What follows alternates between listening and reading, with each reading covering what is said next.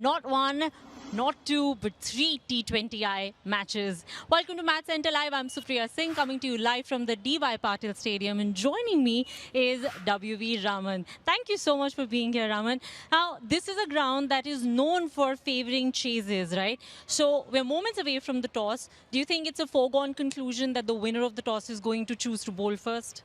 Yeah, generally captains also bear in mind what's happened. Right, and I see that we are also finally joined by Anjum. Anjum, you were doing the pitch report earlier. Do you agree with Raman about what he said? We have to agree with Coach Sam. How can you not agree with him? Whatever he says is absolutely right. Position is literally out of the game. That's going to be their target, but very much aware of the fact that it's still a process which needs to be done consciously and cautiously. So they will follow their process, but you know, they're a well-oiled machinery which the Indian team needs to be wary of. Well, the crowd is really starting to get going over here. Let us also head over to the pitch to see what sort of a surface is going to be served today. Anjum has already analyzed it for us earlier in the day.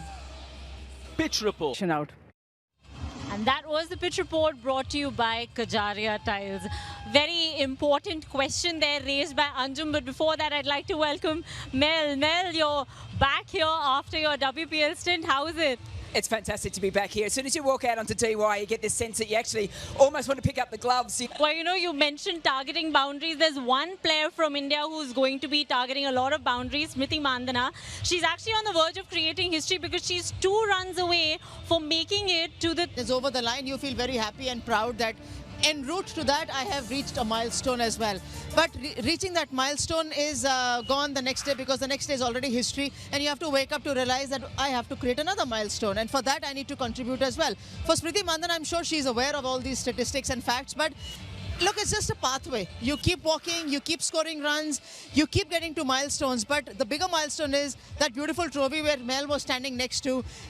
Will that trophy go into the Indian in preparation for the T20 World Cup to better their fielding? Yeah, they are aware of the fact that they need to improve as a unit as far as fielding is concerned. They've been working hard at it and they've done well in the past. You know what? We've spoken about the 2 youngsters, Shriyanka Patil and Saika Ishaq, but Shriyanka Patil had something to say to all the viewers. Let's give it a listen. Trying it. Well, that was Shriyanka Patil, but she's not the only youngster because there's another youngster from the Australian side who's really shown this year, Phoebe Litchfield. What do you make of her, Raman? She's been terrific because she's batted well and she's been consistent. The hunger seems to be there for someone so young. Even more lethal, and thank God that we have someone like Renuka Singh in our arsenal, right? Because that woman in the power play, she has unreal numbers. She's got 33 wickets in 30. Incidentally, Renuka Singh is also lethal against right-handers, right? And 4 of their top 6 batters are right-handers. Now, how difficult do you think that may make life for Australians if it's a very good day for Renuka Singh Thakur? Yeah, she's been bowling well. She's been in good form and she's also made the ball. Right. There's one particular matchup with Renuka Singh, and that is Alyssa Healy. She's managed to get her wicket very often. Do you think she's going to be a little more careful while facing Renuka Singh today? She's got some runs in the last innings that she's played and Alyssa, but as well as them becoming a better side on the field collectively will take some time.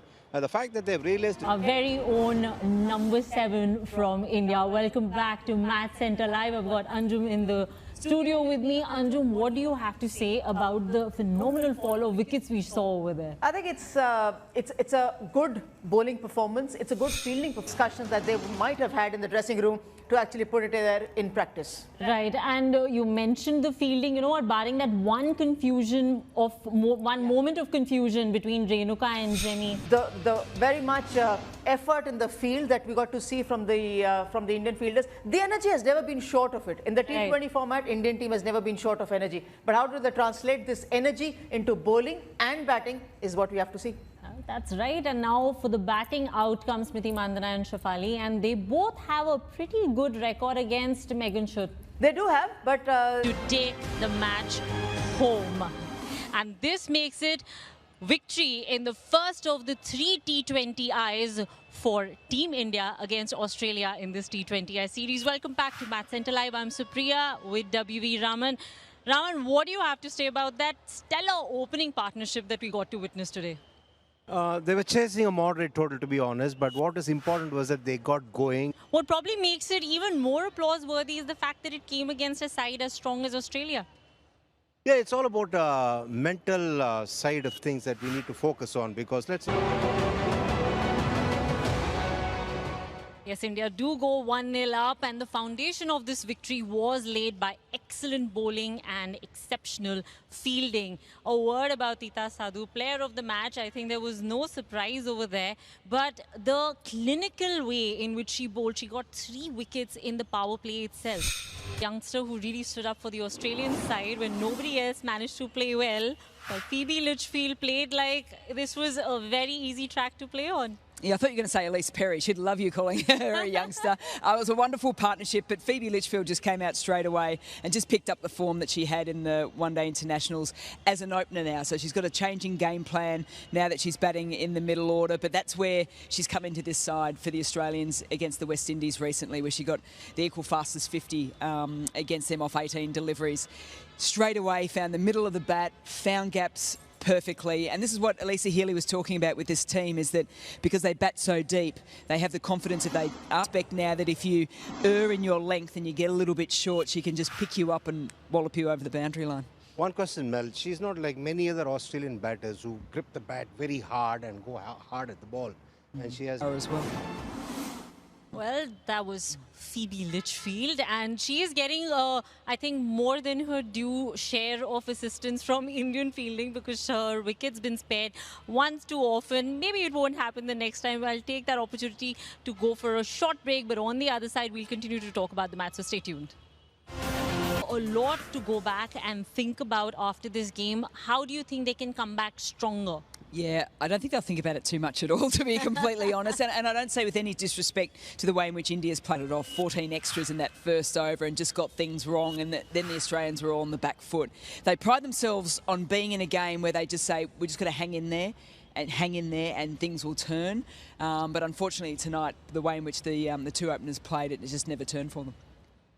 There's a lot of cricket coming the way of Indian fans, because after this series, in a week's time, it'll also be time for India men. So much for joining me, and Mel, thank you so much. Pleasure. You guys have a brilliant day, and I'll catch you bright and early on Sunday. Sounds good. Thank you all.